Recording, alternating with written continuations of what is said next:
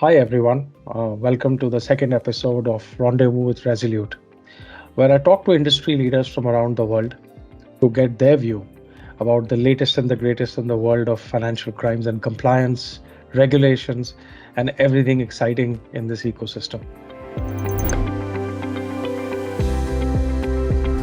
Today, I'm joined by someone who I would count as a dear friend, Dr. Bhaskar Dasgupta, and I have known each other for the best part of 3 decades. And he is, of course, a very, very erudite man, a rare individual who has not one, not two, but four PhDs against his name, and quite scarily is in the midst of potentially doing a fifth one now. He's currently based out of Abu Dhabi and is now in non executive roles with Apex, mentors several fintech founders across the region, and also, interestingly, advises the federal regulator.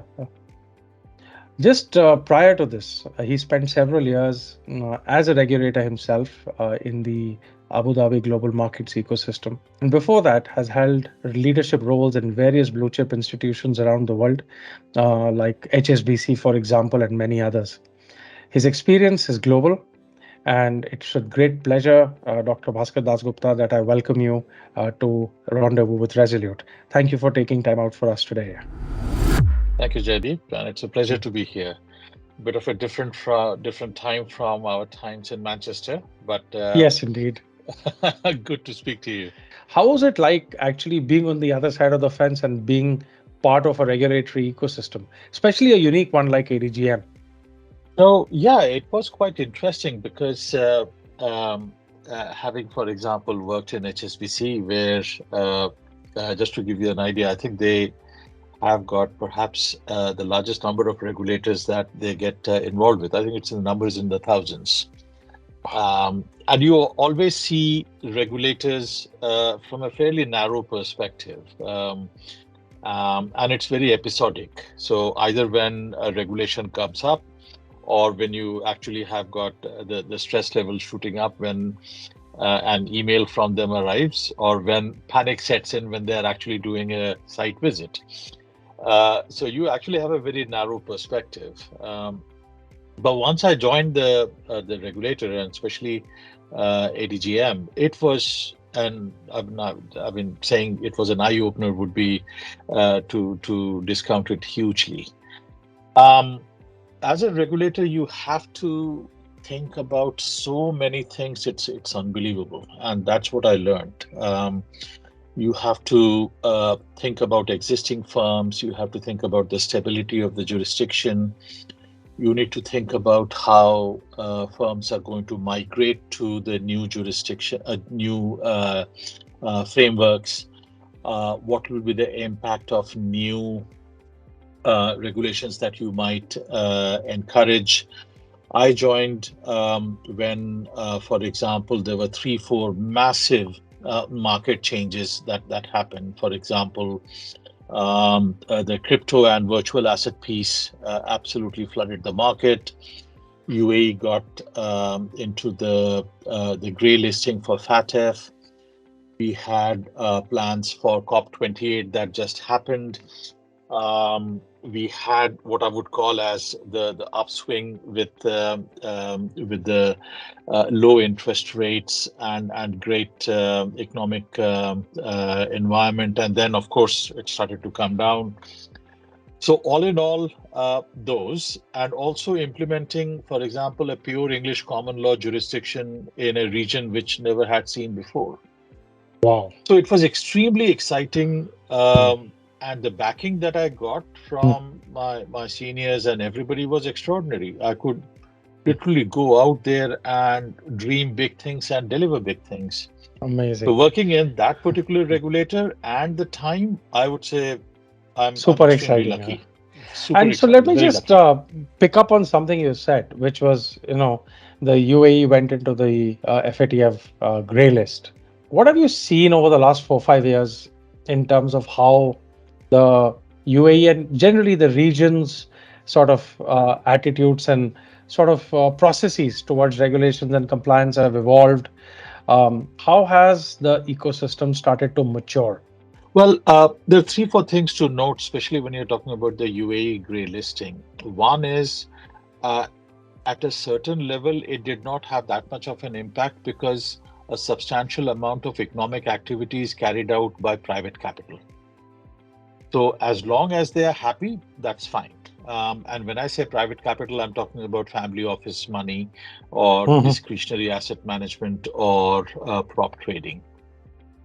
But then a substantial amount of economic activity is also what I would call as international. And when I say international, I mean you got international banks, you need to get financing from international banks, you need to get banks providing you with bank accounts, you need to deal with multinational companies, you need to deal with aspects such as those. So, their being grey listed has got a big impact. So, I'll explain how that played out. And obviously, no jurisdiction wants to be on the grey list.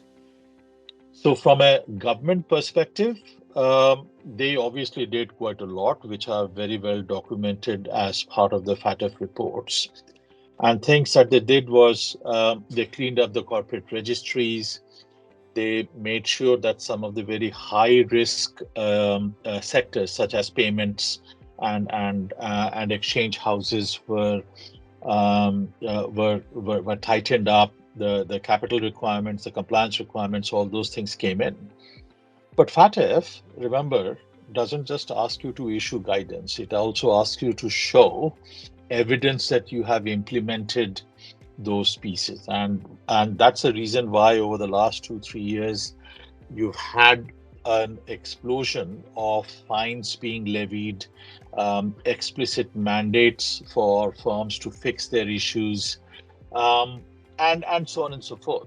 Slightly complicating the matter in the UAE is the presence of multiple regulators and free trade zones. So the government actually put in a massive task force, bringing everybody together, and it's pushing far ahead.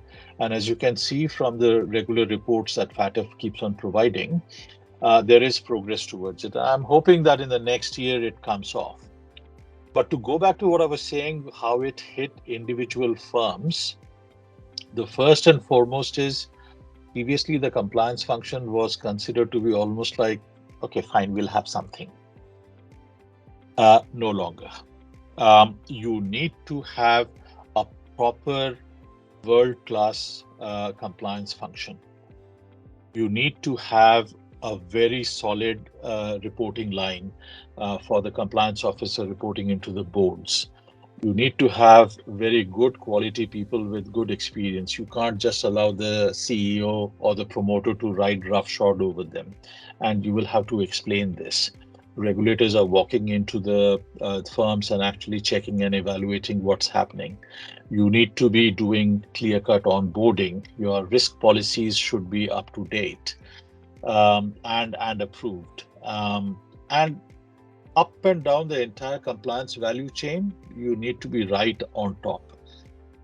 But then you're still suffering right now because of the grey listing. And what happens is that there is, to be very brutally honest with you, no upside for a financial service provider to service you if you are in the UAE and not taking off everything. If you're sitting in Luxembourg, if you're sitting in Right, New York, right. if you're sitting in London, why would you want to transact anything with a UAE business which Mm. does not tick off everything? For the compliance officer who's sitting in London or who's sitting in New York, or the product approval committee or the client approval committee, you are asking them to take a decision on something that somebody might say, and there is no Mm. upside. Got it. So just to ask a quick pointed question here.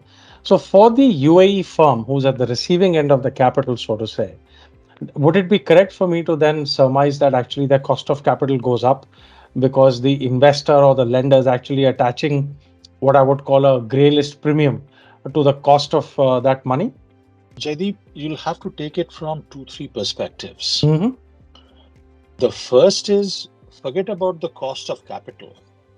The supply of capital itself becomes Access itself constrained becomes constricted. Yeah. Okay. Yeah. because Yeah. it's not like that you are the only place in the town, right? Yeah, of I can course. go to other funds, I can go to other firms who are not in a grey listed jurisdiction. So naturally, the supply of capital becomes constrained. That's number one. The second problem that happens is that even if you do have the ability to service UAE customers, the amount of KYC AML absolutely shoots up. Right. So cost of the transaction, the friction Also, associated with it goes through correct. the roof as well. Okay. Third thing is you automatically remove certain segments and sectors from. So I was giving an example of, for Mhm. example, the payment industry. Payment Yeah. industry finds it very difficult to get bank accounts for themselves or correspondent banking. So you just Right. don't have suppliers who can do that. Mhm. And then, because of this particular issue, the tenor of transactions reduce. Mhm. I will Mhm. not give you a credit line for 3 years or 5 years or whatever the case might be, simply because Mhm. I don't know. I'm Yeah. happy to take Yeah. the hit for three weeks or 3 months. Mm. And finally, because of all this, I will demand a higher rate of return. I will demand a higher level of due diligence. Yeah. All this increases the cost of operating a compliance function and Right. be, let's say, halal in the view Got. of your customers and Wow. suppliers. Okay. So very real implications. Thank you for that detailed perspective, Dr. Dasgupta. Let me just come to the sort of the last question. I'm conscious we're flat out of time. What are you seeing, and what is your personal view with respect to the potential impact of AI on in the world of financial crimes compliance here? Look, I mean, AI is spreading wide, and it's over the last, I would say, couple of years that it has increased hugely. Um, and I've got almost like, if you will, a schizophrenic view on this. Perhaps it might be because I've been dealing with this since 1992. Uh, but then, to give you some examples, because of the increased requirements for checks and alerts, um, high frequency firms suddenly find the number of alerts absolutely shooting through the roof. Absolutely shooting through the roof. So whether you're talking about Chinese names or Middle Eastern names, a huge amount of impact comes in. But the other problem is that you can't actually have that many good quality warm bodies, human bodies who can check this. You simply can't hire them. And in a talent constrained jurisdiction, for example, in the UAE, and as it so happens in India as well, Mm-hmm. it is very difficult. So consequently, people are being forced into go into what I would call as AI.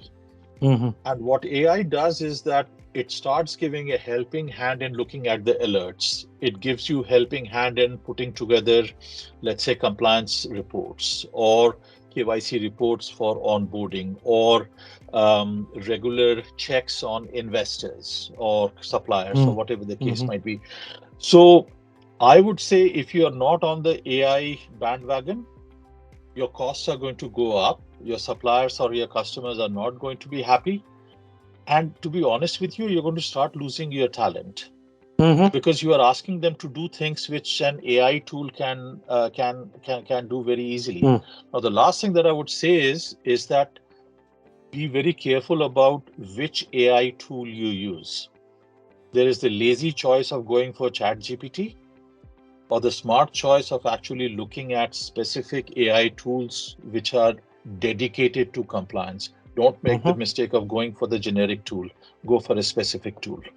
Got it. Because they've been trained on appropriate language models, on appropriate data lakes, and so on. We are very excited by this technology, and especially on the Resolute Diligence platform, we're seeing a lot of amazing outcomes in terms of acceleration of the due diligence delivery. But that's a conversation for another time, Dr. Dasgupta. Today, I'm afraid we are well out of time. Thank you so much for illuminating us with all the excitement. So, with gratitude, this is Jaideep Mehta signing off. Okay. Thank you very much, Eddie. Thank you.